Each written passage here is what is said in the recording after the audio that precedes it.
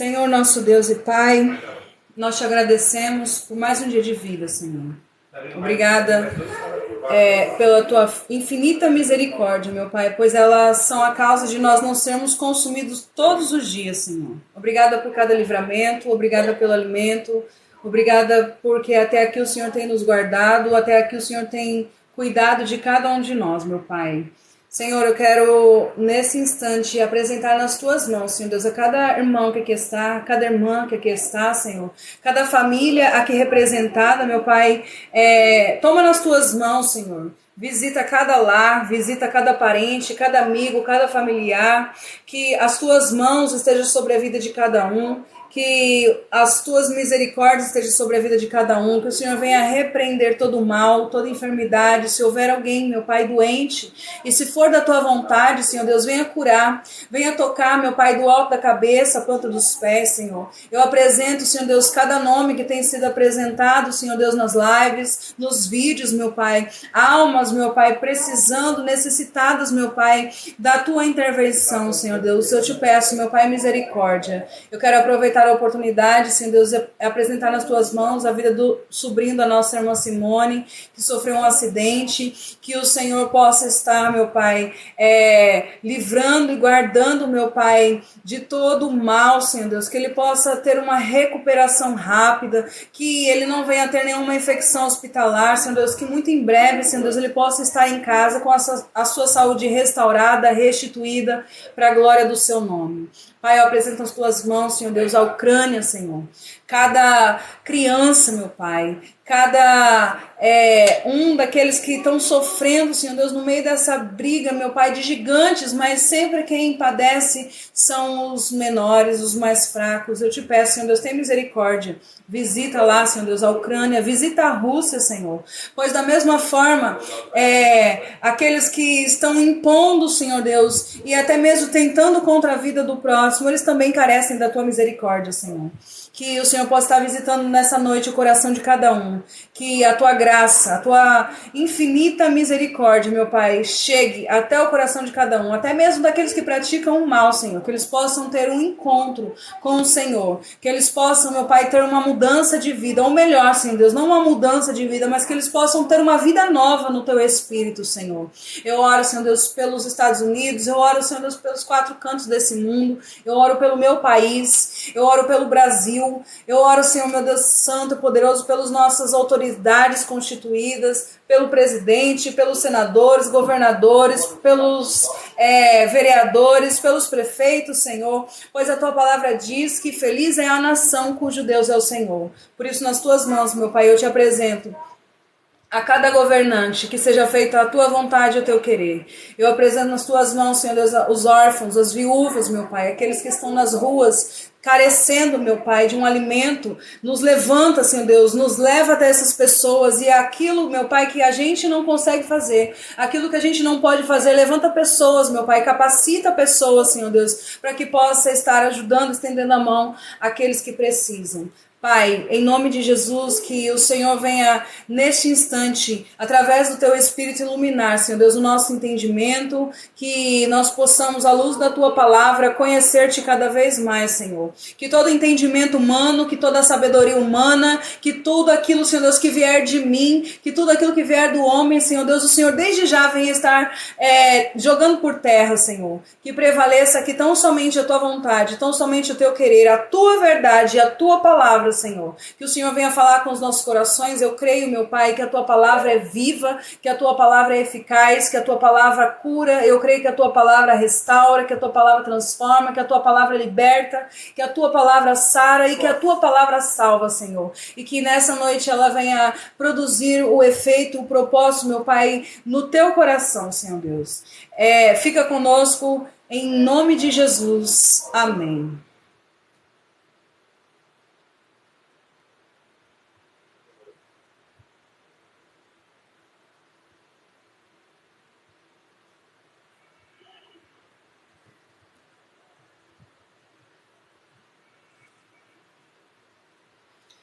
Aline, tenho trabalhado de domingo a domingo, mas passo o dia louvando e falando de Deus. Estou certo ou errado? Com certeza você está certo. Esse versículo não fala sobre o dízimo como instituído para os judeus.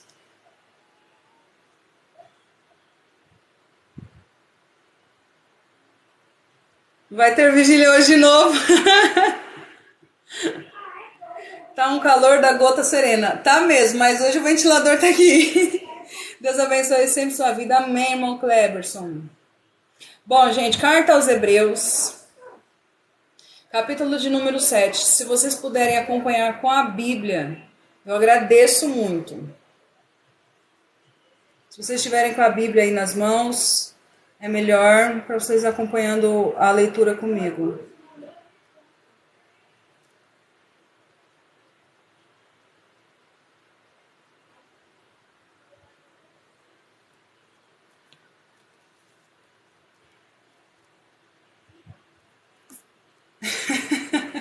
Eu sei, pastor Marcelo.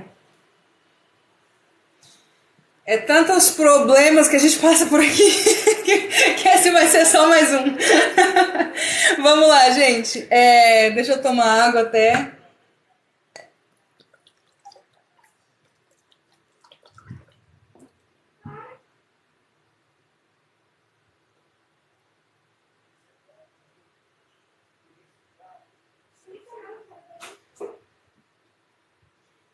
Gente, deixa eu explicar aqui. Eu não sei se tem alguém que não estava aqui ontem, eu não sei se tem alguém que é novo aqui, que está chegando agora. A gente faz assim aqui. A gente vai lendo versículo por versículo. A gente vai lendo capítulo por capítulo. A gente aprende contexto histórico, contexto cultural, quem escreveu tal carta, para quem escreveu, o propósito que escreveu. E a gente está fazendo isso, irmão Hernandes, Pai Senhor, a gente está fazendo isso agora na carta aos Hebreus, desde o capítulo 1. A gente já estudou 6 capítulos, agora a gente está no capítulo 7. Ontem nós já demos início ao capítulo 7 e nós vimos os 3 primeiros versículos. Então hoje nós vamos a partir do versículo 4, tá bom? Eu vou ler a partir do versículo 1. Vou dar só uma pincelada rápida, mas hoje o estudo é a partir do versículo 4, ok? Vamos lá, versículo 1.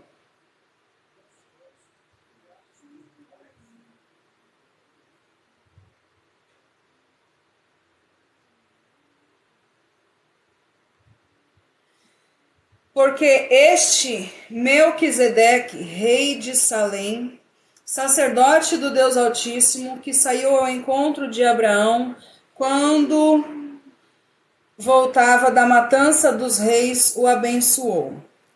Para o qual também Abraão separou o dízimo de tudo. Primeiramente interpreta rei de justiça, depois também é rei de Salém, ou seja, rei de paz. Versículo 3. Sem pai, sem mãe, sem genealogia, que não teve princípio de dias, nem fim de existência. Entretanto, feito semelhante ao Filho de Deus, permanece sacerdote perpetuamente. Rita, paz do Senhor. Quem está chegando aí, sejam bem-vindos. Irmão Rogério, Aline é uma dádiva. Gente, vou recapitular, tentar passar rapidinho. Eu vou tentar ler menos os comentários, tá? Então, se passar algum comentário, vocês vão me perdoar, porque senão eu acabo perdendo a minha linha de raciocínio. Se toda hora eu for parar para ler os comentários, eu não consigo concluir aqui nenhuma linha de raciocínio, porque depois eu nem lembro o que eu estava falando, ok? Bom, desde o capítulo 5, o autor aos Hebreus, ele vem falando que Jesus ele é o nosso sumo sacerdote na ordem de Melquisedeque. Ele começa dizendo isso desde o capítulo 5, quando ele começa dizendo que Jesus ele é o sumo sacerdote na ordem de Melquisedeque, ele para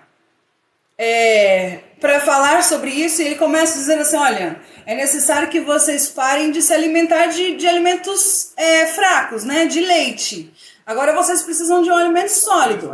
Vocês precisam sair dos primeiros rudimentos agora para amadurecer, para crescer. E por que ele fala isso? Porque as pessoas precisavam entender que Jesus é o sumo sacerdote. Então, os hebreus que estavam querendo agora voltar para o judaísmo por causa da perseguição, eles precisavam ser lembrados de que a obra de Jesus Cristo, ela foi perfeita na cruz do Calvário. Então, o autor aos hebreus está querendo lembrá-los, alertá-los de que se eles voltassem para o judaísmo, se eles voltassem para os antigos rudimentos, eles estariam negligenciando a obra de Jesus. E ele vai dizer assim, ó, se vocês negligenciam as obras de Cristo, se vocês negligenciam o sacrifício de Cristo, que ele é de fato maior que os anjos, maior que Moisés, maior que Arão, ele é o sumo sacerdote, ele é o sacrifício perfeito, então é impossível que isso, vocês negando isso, vocês sejam renovados. Vocês sejam literalmente salvos. Por quê? Porque o único meio, a única forma de um homem ser salvo é através de Jesus Cristo. Jesus é o caminho, a verdade e a vida. Ninguém vai ao Pai senão por Ele. Então, a partir do momento que a pessoa nega o seu sacrifício, a eficácia do seu sacrifício, não tem outro meio dela ser salva. Então, o autor aos Hebreus, ele para um pouquinho de falar de Melquisedeque, e ele vem falando sobre isso. Agora, no capítulo 7, no final do capítulo 6 e no capítulo 7, ele volta a falar de Melquisedeque. Ele volta a falar que Jesus, ele é o nosso sumo sacerdote, mas diferente da ordem levítica, Pais Edmilson. Diferente da ordem que viveu Arão. Por quê? Porque comparando com Melquisedeque, a gente vê que Melquisedeque teve um início, não teve início e nem fim nas Escrituras. Nas Escrituras não tem genealogia de Melquisedeque, não tem o pai e não tem a mãe. Como nós falamos ontem, a genealogia naquela época era muito importante. A genealogia era referência para que as pessoas soubessem quem de fato a pessoa é, a sua linhagem, qual é a família que ela pertencia, para que pudesse ter algum tipo de confiança. Então, Melquisedeque nas Escrituras não tem a sua genealogia. As únicas 2 vezes que é citado o Melquisedeque no Antigo Testamento é em Gênesis 14, quando Abraão dá o dízimo para Melquisedeque. E também em Salmo 110, versículo 4, Salmo de Davi. Gênesis 14, a Bíblia vai dizer que depois de Abraão ter vindo de uma luta, de uma batalha, a qual o seu sobrinho Ló tinha sido levado cativo, ele vitorioso, ele dá o dízimo a Melquisedeque. A Bíblia diz que Melquisedeque... Amém, pastor Marcelo, Deus abençoe, bom descanso, viu? Deus abençoe você e sua família.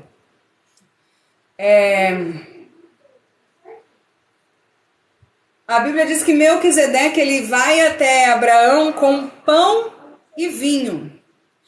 Abraão dá o dízimo a Melquisedeque.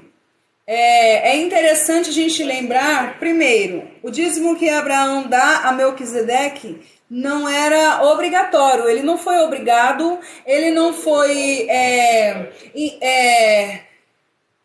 impulsionado por outra pessoa, influenciado por outra pessoa, ele fez algo de bom grado, ele fez de bom coração. A Bíblia diz que Melquisedeque, ele era rei de Salém e sumo sacerdote do Altíssimo. Ele vem antes da lei. A lei foi estabelecida em Moisés. Quando Moisés está no monte, a lei de Deus ela é estabelecida. Ali Deus ele dá os mandamentos para Moisés e para o povo de Deus seguir. Mas a gente percebe que o dízimo ele já existia antes da lei. O dízimo ele transcende a lei. Tanto Abraão quanto Jacó, eles deram o dízimo. Então, Aline, o dízimo é obrigatório? Não, não é obrigatório. O dízimo passa a ser uma lei a partir de Moisés. O dízimo é estabelecido como lei a partir de Moisés, quando Deus ele separa a tribo de Levi para o seu serviço, para trabalhar para Deus. Então, um homem, da tribo de Levi, quando ele completava 30 anos, ele tinha que agora começar a servir no templo. Então, eles abandonavam tudo. Não tinha outro trabalho, não tinha uma profissão. Os levitas, a partir dos 30 anos, eles iam servir a Deus no templo. Então, como eles não trabalhavam, o dízimo era para o sustento dos levitas. O dízimo era para o sustento da casa do Senhor e para que pudesse ajudar também os órfãos e as viúvas. Isso foi estabelecido como lei apenas para os judeus por causa dessa finalidade. Para essa finalidade, aliás. Sim, só para os judeus. Só para os judeus. Foi estabelecido como lei para essa finalidade. Para sustentar os levitas, porque eles não trabalhariam mais, trabalharam apenas para o Senhor, e para ter o que ajudar, para ter como ajudar os necessitados. Acabando a lei, findando com a destruição do templo, isso não é mais obrigatório, isso não é mais lei, isso não é mais algo que a gente, nossa, se eu não devolver o dízimo, Deus ele vai mandar o devorador, mandar o cortador. A gente não vive Malaquias. Malaquias era para aquele povo, para o povo judeu, e a gente não vive Malaquias. Se eu der o dízimo, Deus vai cortar minha perna. Porém, é importante a gente ressaltar que Abraão, ele dá o dízimo a alguém que é a tipologia de Jesus Cristo. O autor aos Hebreus, ele vai dizer que o Jesus, ele tem que Jesus ele é sumo sacerdote na ordem de Melquisedeque. Então, assim, alguns entendem de uma forma, outros interpretam de outra. Fato é que Jesus é sumo sacerdote na ordem de Melquisedeque. E Abraão devolveu o dízimo, não por obrigação, não porque era lei, não porque alguém o influenciou, mas tão somente por gratidão. E ele fez isso antes da lei. Sim, ele transcende a lei. Ele fez isso antes da lei. Vamos lá, vamos continuar. A gente vai voltar a falar nisso. No versículo 3, ele fala que não tinha genealogia, não tinha pai, não tinha mãe, que não teve princípio de dias e nem fim de existência. Entretanto, feito semelhante ao Filho de Deus. Permanece sacerdote perpetuamente. Vamos para o versículo 4. Considerai, pois, como era grande a quem Abraão, o patriarca, pagou o dízimo, tirado dos melhores despojos. Ora, os que dentre os filhos de Levi recebem o sacerdócio têm mandamento de recolher de acordo com a lei os dízimos do povo, ou seja, dos seus irmãos, embora tenham estes descendidos de Abraão. Entretanto, aquele cuja genealogia não se inclui entre eles recebeu dízimos de Abraão e abençoou o que tinha as promessas.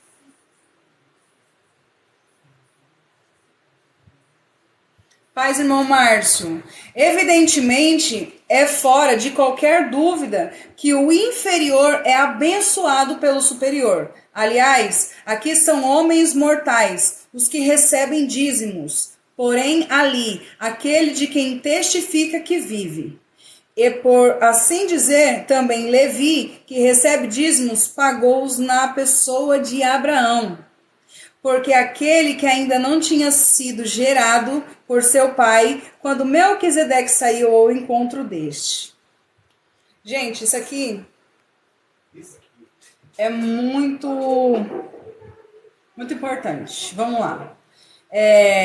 Abraão, ele paga o dízimo a Melquisedeque. E no versículo 5, o autor aos Hebreus diz que os filhos de Levi, que dentre os filhos de Levi, eles recebiam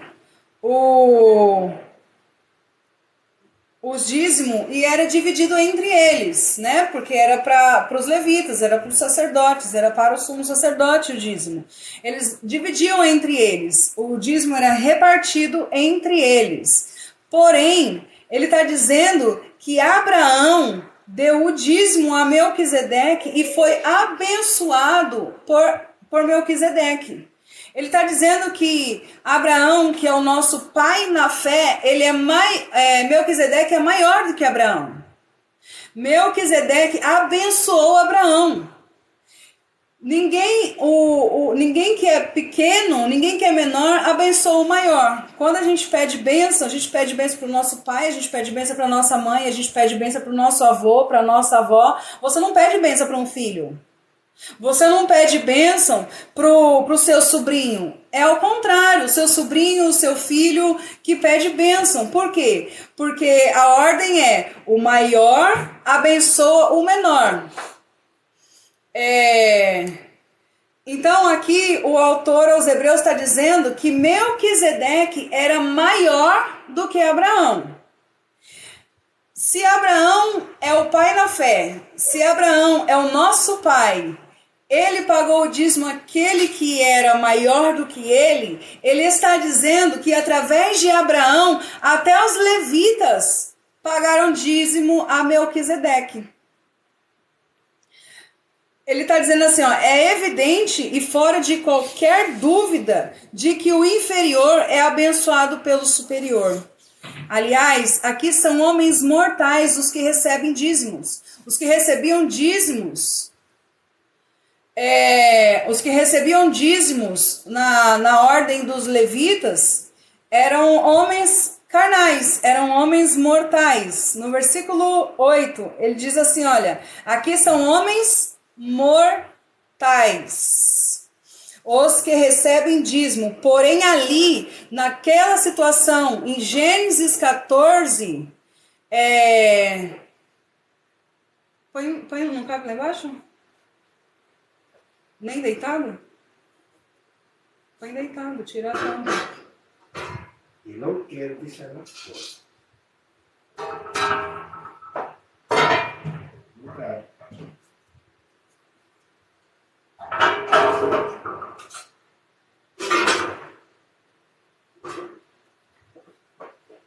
Então, não sei. Desculpa, gente. Lá em cima? Não cabe. Deitado, não cabe? Não cabe. A tinta tem.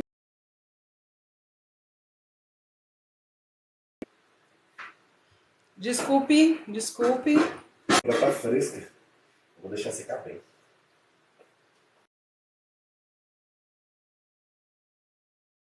Desculpe, voltando. Eu coloquei aqui, mas meu medo é passar aqui, bater o calcanhazinho bem. Aí é ruim deixar.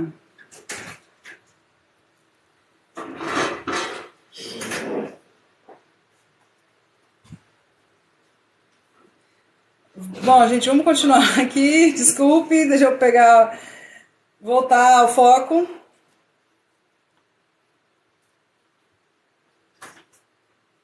Infelizmente, nas igrejas, o que mais fala por aí é isso. Nisso contribui. Isso tá errado, Todd. Isso tá completamente errado. Até... Travou? Agora voltou para mim.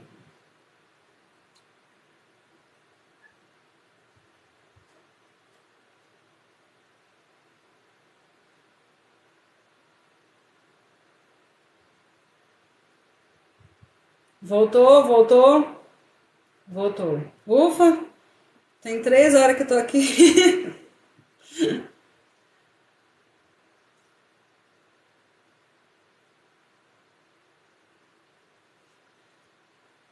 Voltei. Ufa, voltei. Irmão Jeremias, Pai Senhor. Eu descongelei. Eu não posso ficar muito tempo congelada, gente. Tá calor. Pai Jonas, seja bem-vindo.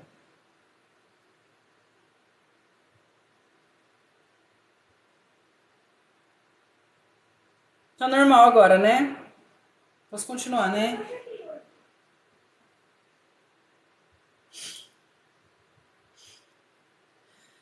Vamos lá, gente. Normal aqui. Bora. Bora. O Todd falou uma coisa aí muito importante. Nem Abraão, os nossos patriarcas que devolveram o dízimo, eles devolveram porque eles queriam alguma coisa, não, gente. Esse negócio aí de dar o dízimo para ser abençoado, para Deus repreender isso e aquilo outro, isso aí é lá em Malaquias. A gente não vive esse sacerdócio. A gente não vive a lei para os judeus, tá bom? Oi, Emily, pai, seja bem-vinda. Vamos continuar, gente.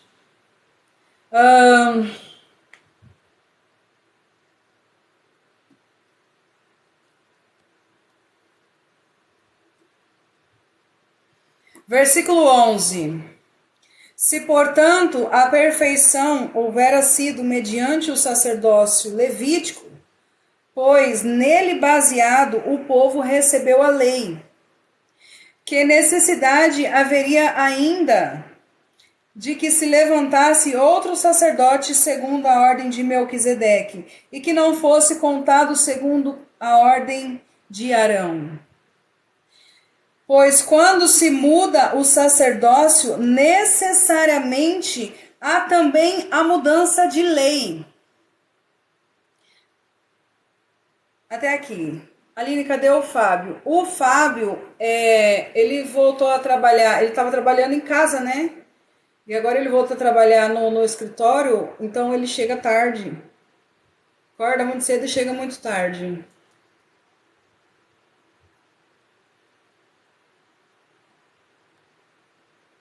Quem devolve dízimo querendo bênçãos está barganhando com Deus. E dessa forma ele reprova. Exatamente, perfeito, pastor.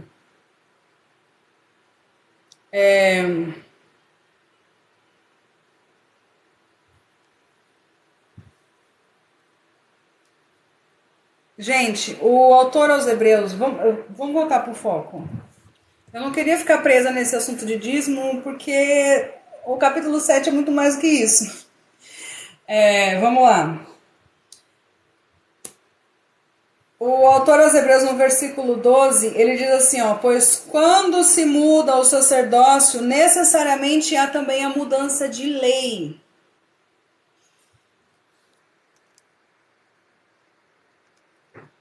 Qual a lei foi dada a partir de Moisés, correto?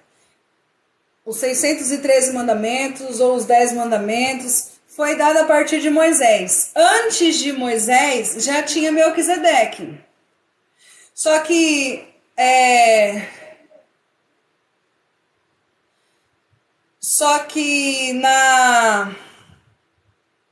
no sacerdócio de Cristo, no sacerdócio dos levitas, tinha alguns pontos que é diferente ao sacerdócio de Cristo. Começar pelo fato de um sacerdote não poder ser um rei.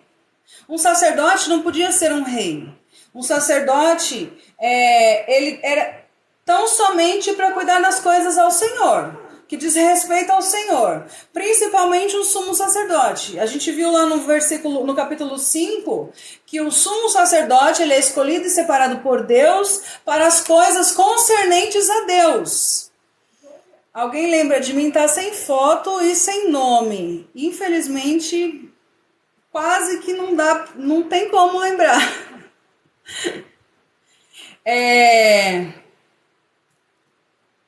Quando nós vemos, sacerdote significa servo, né? Sacerdote significa servo, e sumo sacerdote significa o grande servo, o principal, mais ou menos isso.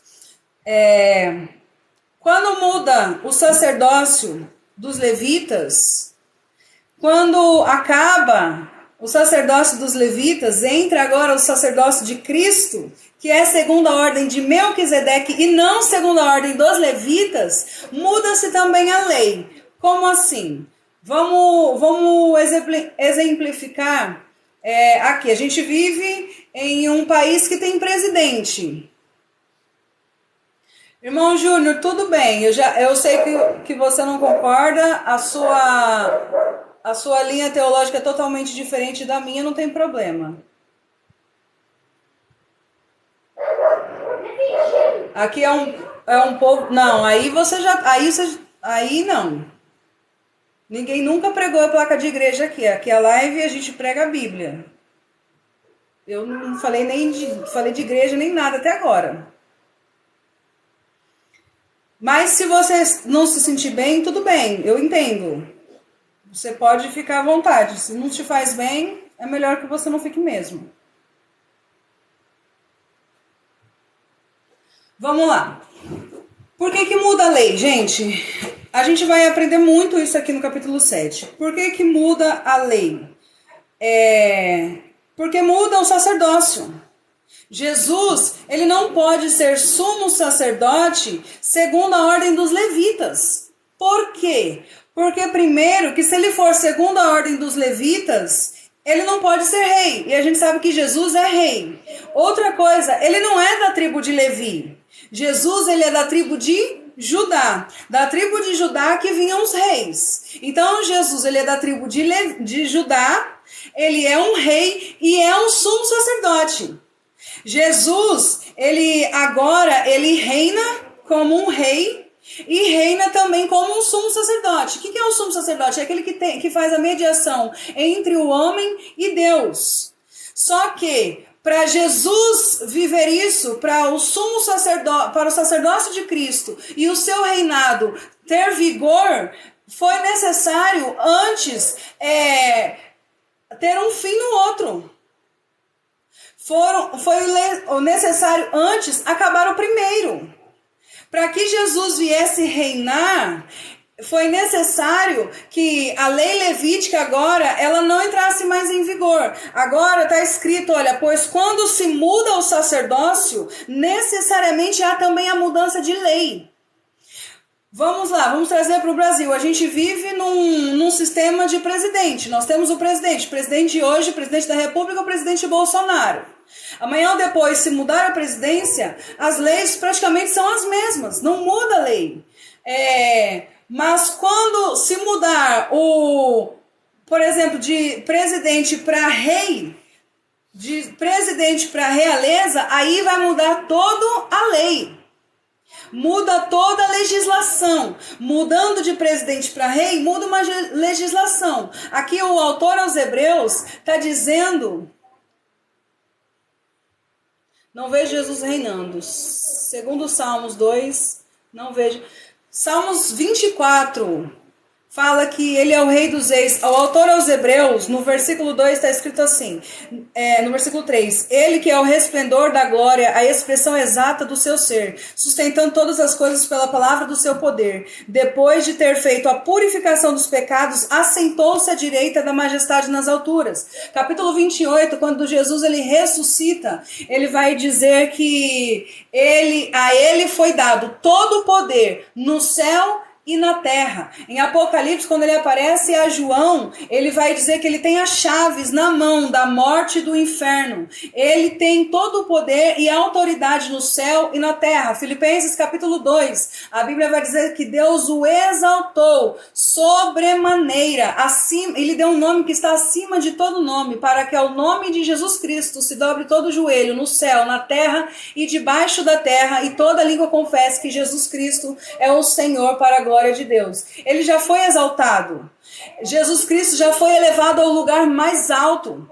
Jesus Cristo já está à direita do Pai, à destra do Pai. Jesus Cristo, ele sustenta todas as coisas pela palavra do seu poder. Depois de ter feito a purificação dos pecados, assentou-se à direita da majestade, nas alturas. O sumo sacerdócio de Cristo, ele entra em vigor quando ele ressuscita e ele assunta aos céus.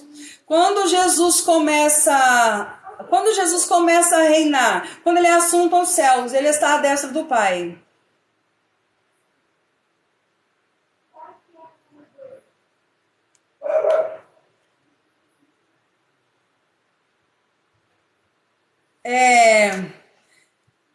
Se o autor aos Hebreus está dizendo que Jesus é um sumo sacerdote, a segunda ordem de Melquisedeque, é porque ele já é sumo sacerdote, ele já é o nosso mediador, ele já é o nosso intercessor, ele já é aquele que intercede por nós. A Bíblia diz na carta aos Hebreus, ao qual nós já vimos, versículos anteriores, que Jesus, ele nos dá acesso ao trono da graça. É graças a Jesus, ao seu sacrifício, o sangue derramado na cruz, que nós temos acesso ao trono da graça. Ninguém consegue chegar no trono de um rei se o rei não chamar, se o rei não convidar, se o rei não permitir.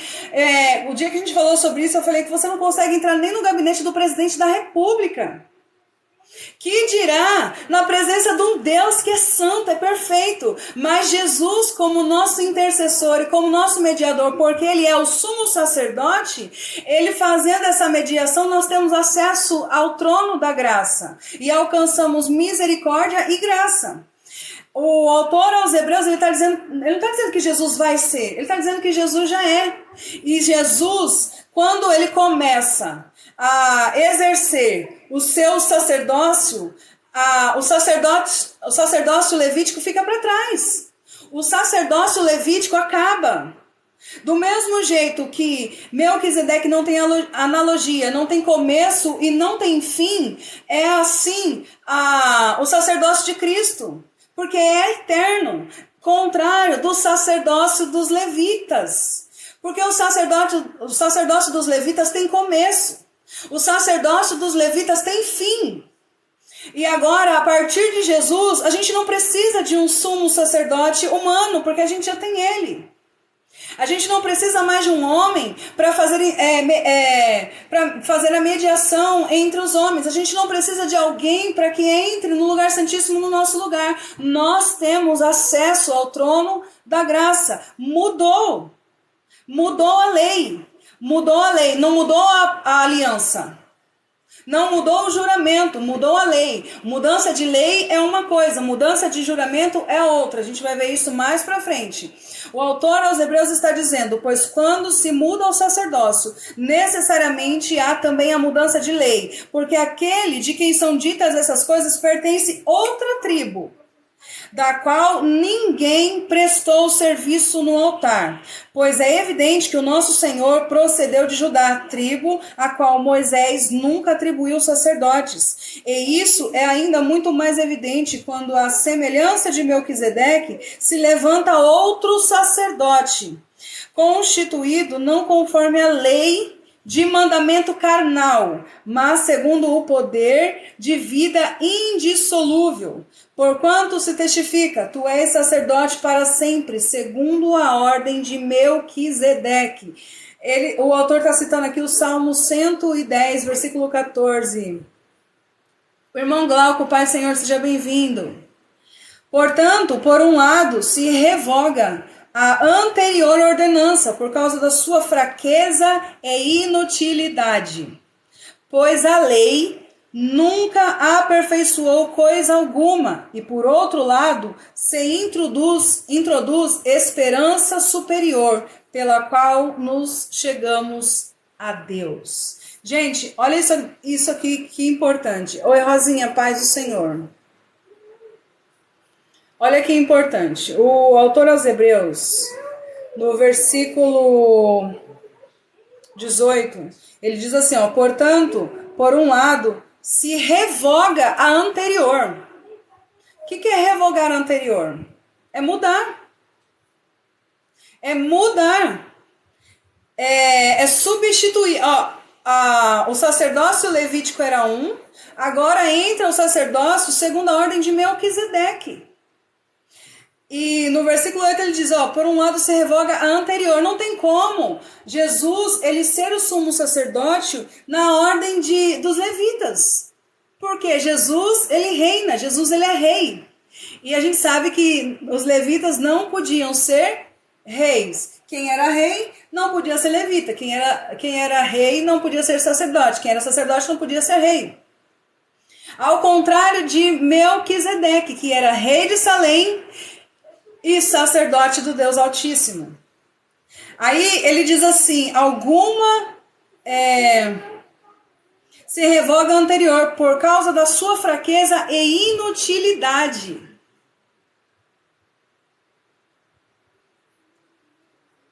Obrigada, Diogo. Por que vou ter que pesquisar isso? Para mim é tão fácil de entender, tão fácil não, né? Hoje eu entendo de uma forma mais fácil, mas realmente foi complicado. Eu entendo. Vamos lá. Por que foi necessária a mudança? Por que é necessária essa mudança? Por que Deus estabeleceu a lei através de Moisés, através de Arão, e ele muda? Aqui no versículo 18, o autor aos Hebreus responde, por causa da sua fraqueza e inutilidade. A lei não tem poder para justificar o homem. A lei não tem poder para salvar o homem. A lei não é que ela era algo ruim. Não é que a lei é má. A lei é boa. O apóstolo Paulo, ele diz que a lei era boa. Só que a lei não tinha poder de remir pecados. A lei não tinha poder para perdoar pecados. A lei não tinha poder para tirar a culpa do homem. Até porque se ela tivesse esse poder, não haveria necessidade de Jesus morrer na cruz. No versículo 19, pois a lei nunca aperfeiçoou coisa alguma. Por outro lado, se introduz esperança superior, e por outro lado, se introduz esperança superior, pela qual nos acheguemos a Deus. O autor está dizendo que a lei, ela existiu, ela foi boa, só que tem algo superior à lei. Tem algo maior do que a lei. A lei tinha a sua fraqueza e a lei tinha a sua inutilidade. Quando Jesus, ele passa a reinar, quando Jesus, ele se torna o nosso sumo sacerdote, ele é muito maior do que a lei. E aquilo que a lei não podia fazer pelo homem, Cristo fez. Aquilo que a lei não podia perdoar, Cristo perdoou. Aprendi que a lei foi feita para o povo de Israel, para os judeus, pois eles eram homens de coração de lei e graça transformadora. Qualquer dia você podia explicar numa live. A lei mudou, foi a régia, o santuário. Gente, a gente precisa entender uma coisa. Essa de 10 mandamentos, quem fez essa separação dos 10 mandamentos foram os gentios. Porque para um judeu, a lei é lei. São 613 mandamentos. E o homem não consegue cumprir nem 10. O homem não tem capacidade de cumprir nem 10. Tiago fala assim, se você tropeça em um mandamento, você tropeça toda a lei. Então, se você quer guardar a lei, se você quer viver a lei, você tem que ser perfeito. 100% perfeito. Sem falha, sem pecado, sem erro e sem fraqueza. Assim você será justificado pela lei. Foi exatamente o que Cristo fez. Jesus, ele sim, cumpriu toda a lei. Porque nós que não conseguimos cumprir toda a lei, nós que não conseguimos ser perfeitos para que cumpramos toda a lei, nós quando olhamos para Cristo somos justificados nele. Ele cumpriu a lei e nos imputa a sua justiça. Vou beber, Diane.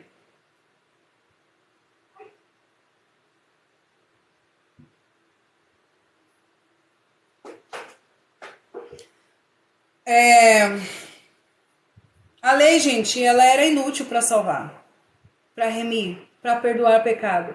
As pessoas não entendem isso. A lei, ela serviu como aio, diz Paulo. O que é aio? Um tutor.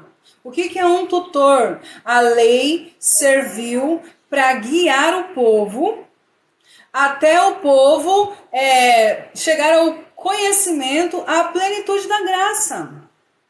A lei foi um tutor. Você só precisa de um tutor enquanto você é menino.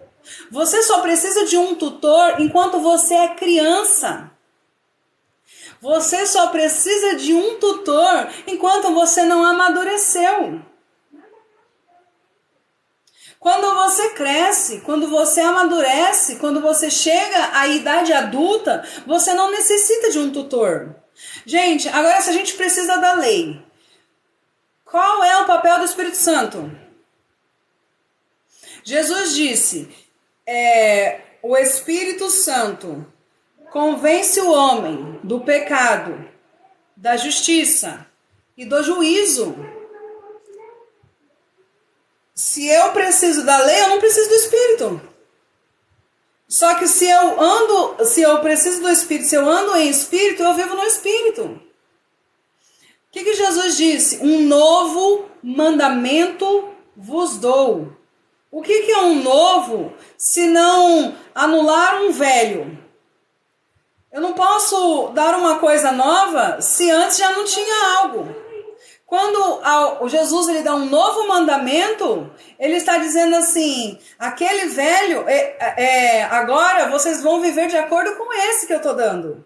Qual é o mandamento que Jesus disse? Um novo mandamento vos dou. O que a lei dizia? A lei dizia amar o seu semelhante, amar o seu próximo. Jesus diz assim, um novo mandamento eu te dou. Ameis o seu próximo, o seu semelhante, como eu vos amei. Como eu vos amei. Um novo mandamento. É um novo mandamento, uma nova aliança, um novo sacerdócio. O velho ficou para trás. Nós vivemos em espírito.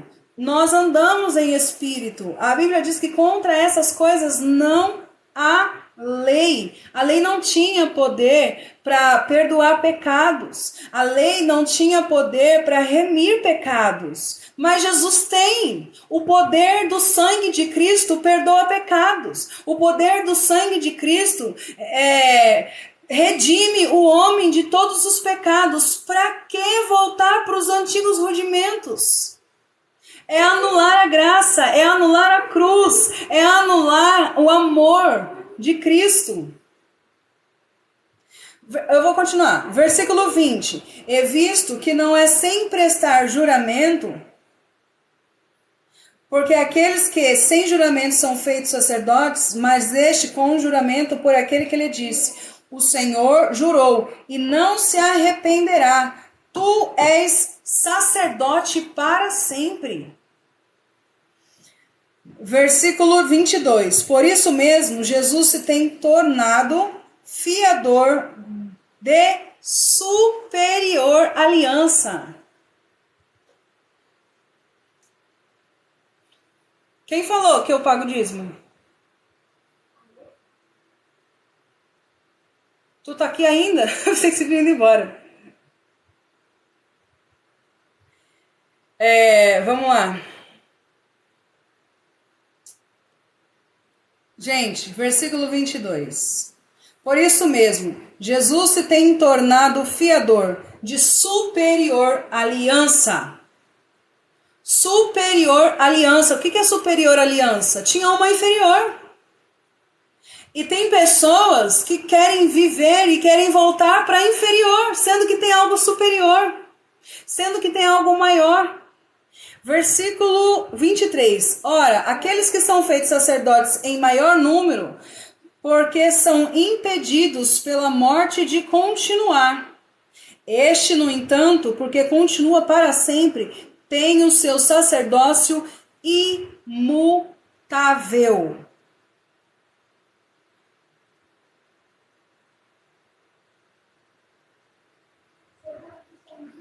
O que punha fim ao sacerdócio levítico? O que punha fim ao sacerdócio levítico era a morte.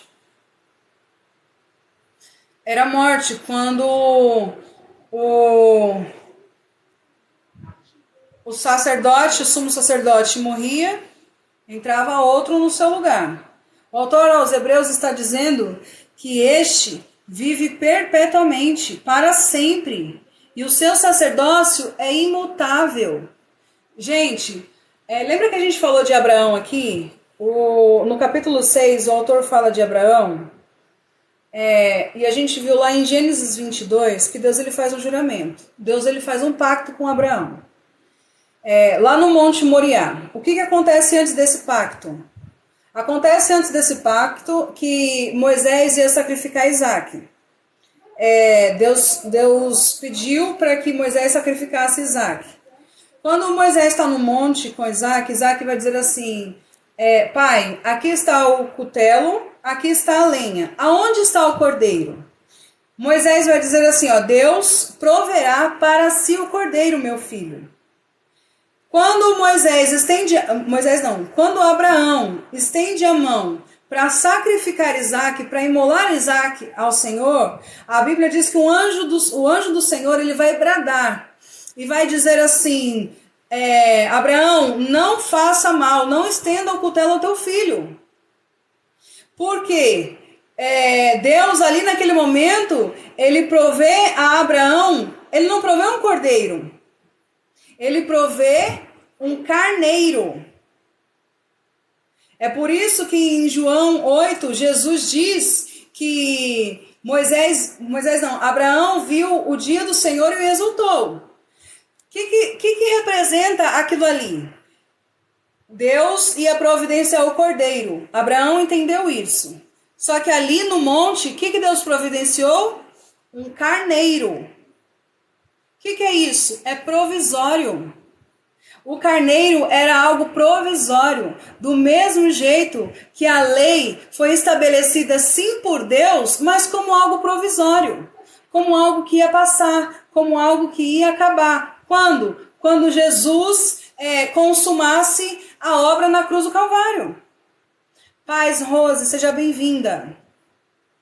Então, quando as pessoas querem viver a lei mosaica, elas estão voltando ao que é inferior, voltando ao que era provisório, voltando ao que é menor, sendo que nós já temos algo superior. Nós não vamos ter, gente, eles viram isso porque ia vir ainda algo superior. Para nós já veio. Para nós já veio. Versículo 25. Por isso também pode salvar totalmente os que por ele se chegam a Deus, vivendo sempre para interceder por eles. Olha só, por isso também pode salvar totalmente. O que é salvar totalmente? É salvar pela metade? As pessoas falam assim, Jesus morreu na cruz, mas ele tem agora três níveis de salvação. Ele fez a primeira parte, a gente tem que fazer a segunda. Mas como assim? A gente não faz outra parte. Jesus fez a parte dele, totalmente. Versículo 12, por isso também pode salvar totalmente os que por ele chegam a Deus. O autor aos Hebreus está dizendo, ninguém chega a Deus se não for por ele. O autor está pregando o que o próprio Cristo pregou. Eu sou o caminho, a verdade e a vida. E ele está dizendo que ele pode salvar totalmente. Totalmente. Aleluia. Aqueles que por ele se achegam a Deus. Vivendo sempre para interceder por eles. Viu, gente? Jesus, ele intercede por nós. Jesus, ele é o meu e o teu sumo sacerdote. Com efeito, nos convinha um sumo sacerdote como este, santo, inculpável, sem mácula, separado dos pecados e feito mais alto do que os céus. Versículo 27, que não tem necessidade, como os sumos sacerdotes, de oferecer todos os dias sacrifícios, primeiro por seus próprios pecados, depois pelo povo, porque fez isso uma vez por todas, quando a si mesmo se ofereceu. Olha que maravilhoso. Porque a lei constitui sumos sacerdotes a homens, sujeito à fraqueza. Mas a palavra do juramento, que foi posterior à lei, constitui o Filho perfeito para sempre. Irmãos, os sacerdotes, os sumos sacerdotes, na lei mosaica, no sacerdócio levítico, antes, nós já vimos isso aqui, antes deles entrarem no lugar santo, no lugar santíssimo, eles precisavam oferecer sacrifício pelos seus próprios pecados. Jesus, ele não tinha pecado. Jesus, ele era perfeito, ele é perfeito. A Bíblia diz que Jesus, ele rasga o céu. Ele não rasga só o véu, ele rasga os céus. Aleluia! Ele é perfeito, ele se ofereceu como sacrifício uma única vez. Sabe por que a lei era fraca e inútil? Como está escrito no versículo 18, por causa da sua fraqueza e inutilidade, não é que Deus não podia dar uma lei eficaz. A lei, enquanto ela foi estabelecida por Deus, ela serviu. Só que o povo pecava hoje, amanhã estava indo lá oferecer sacrifício de novo, porque pecava de novo. O povo não tinha paz. Não tinha como um homem ter paz, sabendo que era necessário ele oferecer sacrifício de novo pelos seus pecados. O sacerdócio levítico não podia trazer justiça. Por que não podia trazer justiça? Porque o sangue de um animal não pode perdoar pecados. Mas então, Aline, por que tinha? Por que Deus estabeleceu? Porque era uma representatividade do sangue de Jesus Cristo. Então, quando eles ofereciam sacrifícios a Deus, o sangue de um animal era derramado, eles não eram perdoados por causa do sangue do animal, eles eram perdoados por causa da fé no sangue de Cristo. Aquilo era uma tipologia do sangue de Cristo, então eles sabiam que o Messias viria. A promessa de um Messias está lá desde Gênesis capítulo 3, desde a queda. Então todos eles morreram na fé. A lei não tinha como justificar um homem. A lei não tem como justificar um homem. Primeiro, porque um homem não consegue cumprir toda a lei. A lei não tem como trazer paz ao coração do homem. Detalhe, a lei não pode transformar a vida de um homem. Por quê? Porque se a lei pudesse transformar, não tinha necessidade de Jesus morrer, gente. Olha só, como eu sempre tenho dito, se é só cumprir a lei, o máximo que a gente pode, porque ninguém consegue cumprir toda a lei, se é só cumprir a lei, o máximo que a gente pode, para que Jesus morreu? Para que Jesus morreu? O que está em Gênesis? A promessa de um Messias, Emily.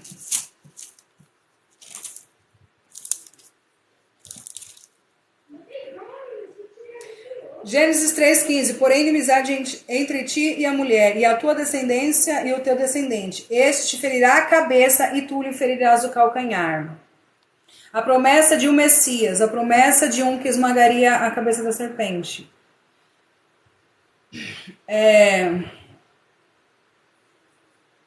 Aline, então a gente não vive na lei, a gente vive de qualquer jeito? Não, gente, a gente vive no Espírito. A gente vive os mandamentos de Cristo, amor a Deus sobre todas as coisas, amor ao próximo. Gente, tem como alguém amar o próximo e desejar mal? Tem como a gente amar ao próximo como Jesus amou, e matar, e roubar, e ferir, e trair. Se a gente ama como Cristo amou, a gente não vai fazer isso. Se a gente ama verdadeiramente a Deus, a gente não vai adorar outros deuses. Se a gente ama verdadeiramente a Deus acima de todas as coisas, a gente não vai adorar estátuas, deuses feitos por mãos humanas. E se a gente ama o nosso semelhante, como Jesus Cristo amou, a gente está cumprindo toda a lei. Em Gálatas está escrito que os frutos do Espírito é a paz, a longanimidade, temperança, fidelidade, domínio próprio, mansidão. Contra essas coisas não há lei. Se eu ando em espírito, se eu me inclino para as coisas do espírito, misericórdia. Ore pelo mundo. Acabaram de atingir a maior usina nuclear da Europa.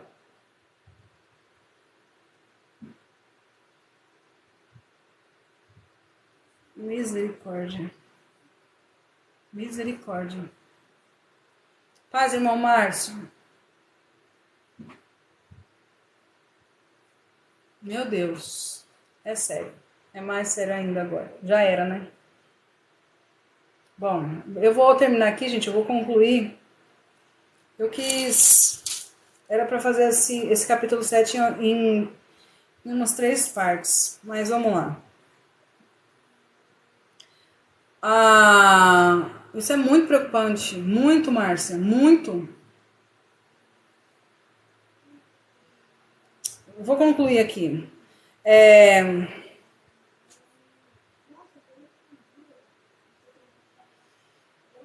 No último versículo do capítulo 7, está escrito assim: porque a lei constitui sumos sacerdotes a homens sujeitos à fraqueza. A lei levítica, todos os sacerdotes e todos os sumos sacerdotes, eles eram sujeitos a fraquezas, eles eram pecadores, tanto que, como eu disse, eles tinham que antes oferecer sacrifício pelos seus próprios pecados. Porém, Jesus, ele é perfeito. E ele sendo perfeito, ele não tendo pecado, ele não ofereceu um sacrifício, ele se ofereceu como sacrifício.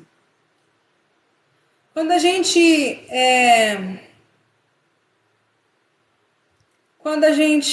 entende isso, gente, a gente não volta aos rudimentos da lei.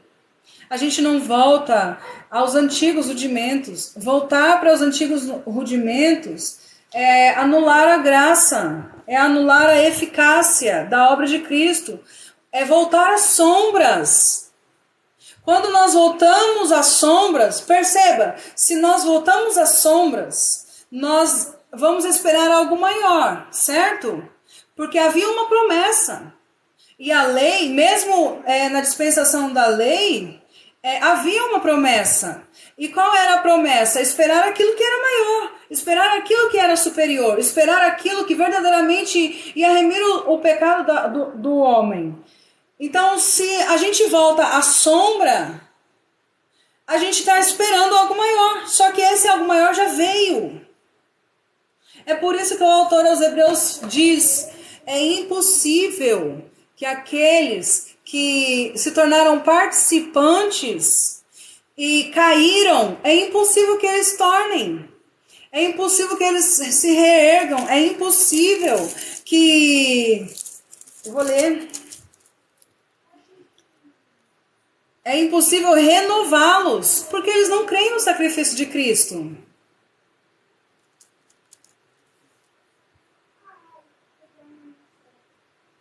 Gente, se a gente viver o que Jesus viveu, amar a Deus e amar o nosso próximo,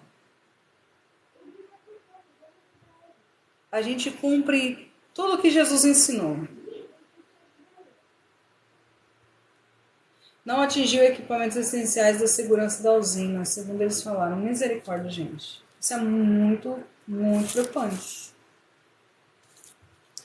Deus está no controle de todas as coisas. Gente, acabamos o capítulo 7.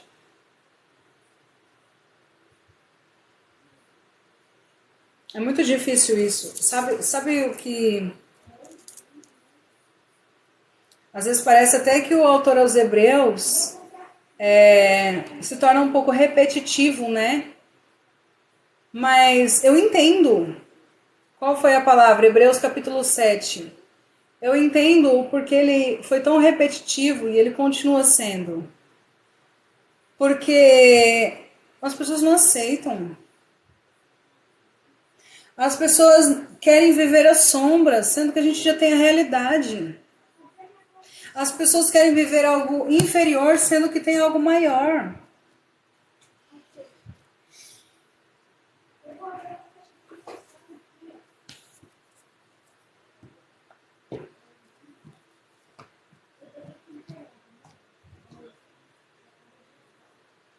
Jesus é rei. Jesus é Senhor. Jesus é sumo sacerdote. Por que eu quero outra coisa menor que isso?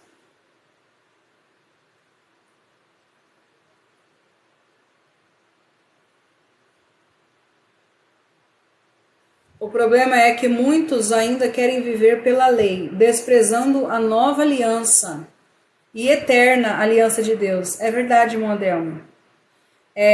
Jesus ele fala, este é o sangue da nova aliança.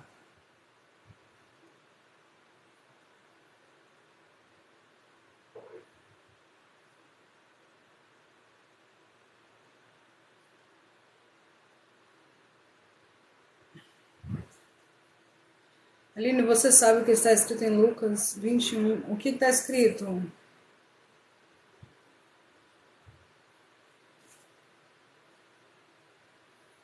Não sei o que está escrito, não lembro. Gente, olha, eu vou encerrar a live, essa notícia aí agora nos deixa preocupados, porque é sério, né? A gente sabe que a nossa vida está em Cristo, a gente não teme o homem, né? O próprio autor aos Hebreus vai dizer que difícil mesmo é a gente cair nas mãos do Senhor. A gente não deve temer. Jesus disse que a gente não deve temer aquele que pode tirar a nossa vida, porém não pode fazer nada contra o nosso espírito. Mas a gente deve temer a Deus, que pode tanto tirar a nossa vida quanto lançar a nossa alma no inferno. Mas isso não deixa de nos preocupar, porque a gente tem filhos, a gente tem... Bom, vamos lá. Vamos orar por esse povo que necessita, que carece de oração. E seja o que Deus quiser.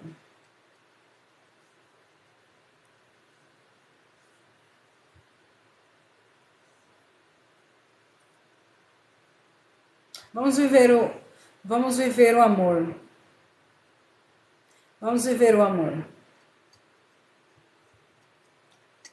Jesus disse assim, conta uma parábola e vai dizer assim, ó, louco, hoje mesmo te pedirão a tua alma, e o que tu tens?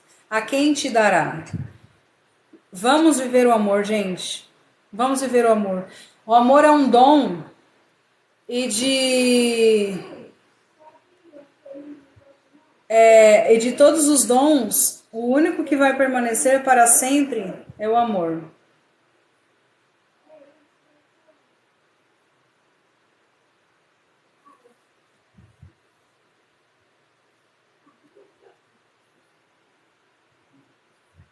Senão, só não amor fingido. Verdade, Wesley. Sabe quando eu vejo a manifestação do amor? Não quando há não quando há assim, sabe, toda hora eu te amo, mas justamente quando há divergências e há respeito sobre tudo isso, há amor. Porque amar não é a gente amar Só aqueles que concordam com a gente, que pensam igual a gente, que tá ali na mesma roda social. Amar é amar a todos, independente de quem seja, independente da forma de pensamento, independente da forma de agir. É amar a todos, inclusive nossos inimigos. Jesus disse isso.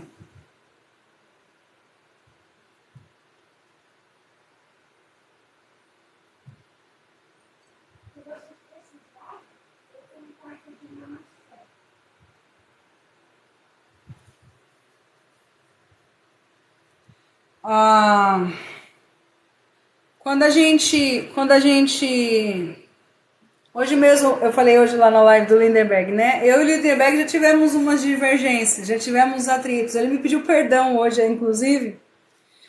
Mas eu falei pra ele, quem é que não briga? Qual é o amigo que não briga?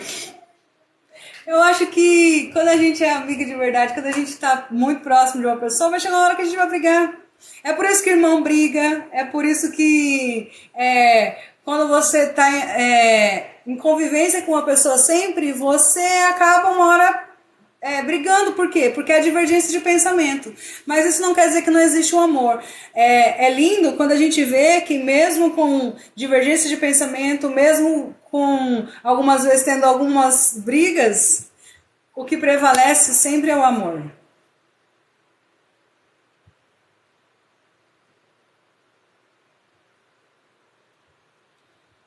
Houve problemas que eu não superei até o momento dentro da igreja. Irmão Wesley, eu não sei o que você tem passado, mas independente de você ficar nessa congregação ou não, perdoa, viu? Por que você não quer ler Lucas 21:36? Oh, meu pai.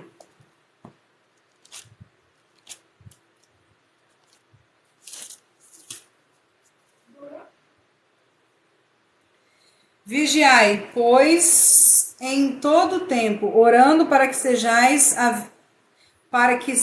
havidos por dignos de evitar todas essas coisas que hão de acontecer e de estar em pé diante do Filho do Homem.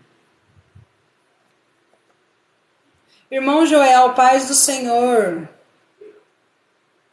Tem hora que você é muito bravo. Você e o Todd o quê? Estou triste, mas vai passar. Vai sim.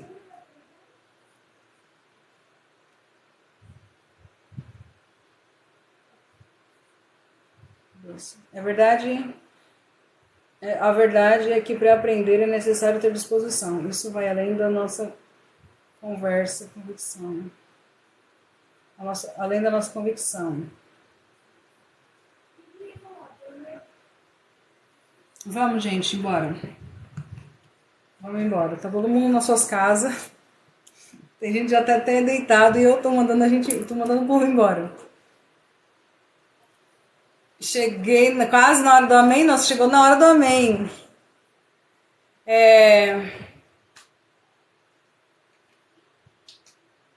Amém. Amém a Deus e eu sou semelhante. Tá bom? Eu vou orar. Senhor nosso Deus e Pai,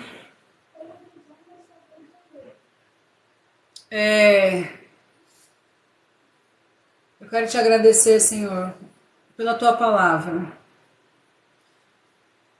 A tua palavra, Senhor Deus, ela não deixa ninguém confundido e envergonhado, Senhor. Obrigada pela iluminação do teu Espírito e por mais uma vez a gente compreender que o nosso Senhor Jesus Cristo, Ele é o nosso sumo sacerdote, é aquele que é o nosso mediador, o nosso intercessor, que nos dá acesso ao trono da graça, porque Ele nos perdoa dos nossos pecados. Pai, obrigada por tudo que o Senhor já tem feito, mas eu quero, em especial, Senhor Deus, nessa oração, clamar, Senhor Deus, para que o Senhor venha ter misericórdia das crianças, dos jovens, dos adolescentes, dos inocentes, meu Pai, no meio dessa guerra. Eu sei que não adianta eu orar, Senhor Deus, para que haja paz porque a tua palavra diz que há o princípio das dores e depois do princípio das dores tudo vai piorar, Senhor. Guerras, rumores de guerras, nação contra nação, pai contra filho, filho contra pai. Não tem como a gente evitar isso. E se a gente orar contra isso, nós estaríamos orando para que o Senhor Jesus não voltasse. Pois quando tudo isso acontecer, Jesus há de voltar para buscar um povo lavado e remido pelo sangue do Cordeiro. Mas eu te peço misericórdia, Pai. Compaixão. Que o Senhor visite aqueles que estão perdendo seus abrigos, pessoas que estão escondidas, famílias escondidas, meu Pai, sem saber o que vai dar para os seus filhos comerem. Que o Senhor, meu Pai, venha entrar com a providência. Que o Senhor venha ter misericórdia de todos nós, meu Pai. Não permita, Senhor Deus, que ninguém venha descer a sepultura sem antes conhecer o Teu nome. Escreve o nome deles no livro da vida. Pai, eu apresento nas Tuas mãos o presidente da Rússia. Eu sei, meu Pai, que a maioria das pessoas não oram e não orariam por ele, pois ele é um dos maiores causadores de tudo isso. Tem sido usado nas mãos do inimigo para tudo isso. Mas ele é um homem, Senhor, pecador, que necessita de arrependimento e que necessita da Tua misericórdia. Em nome de Jesus, meu Pai, por pior que seja um homem, eu sei que não há nada impossível para Ti. Aquele malfeitor na cruz foi perdoado. Saulo, que arrastava os cristãos nas ruas, foi perdoado. Eu sei que não há nada impossível para Ti, Senhor. E nem eu e nem ninguém aqui é melhor do que ninguém. Do mesmo jeito que um homem que mata, que rouba, necessita de misericórdia, nós também necessitamos, mesmo sem fazer tudo isso. Pois todos pecamos e destituídos somos da glória de Deus. Visita lá, Senhor. Visita os presidentes de cada nação, os governantes, as autoridades.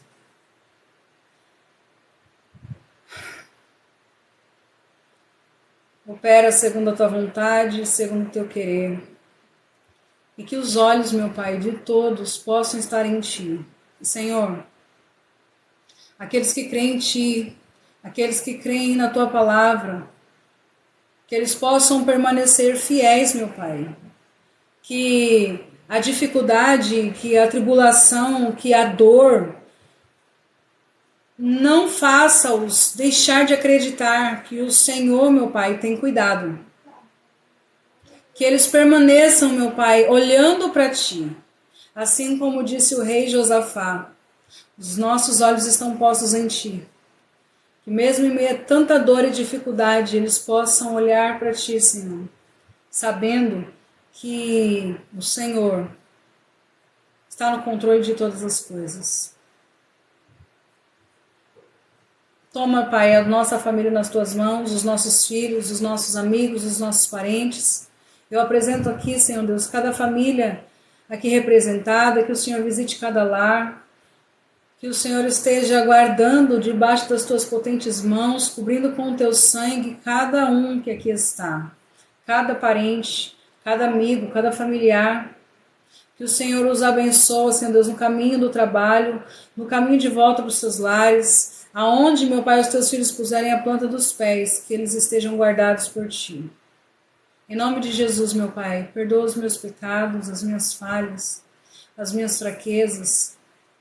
Perdoa, Senhor Deus, pelas vezes em que eu deixei de confiar tão somente em Ti, Senhor.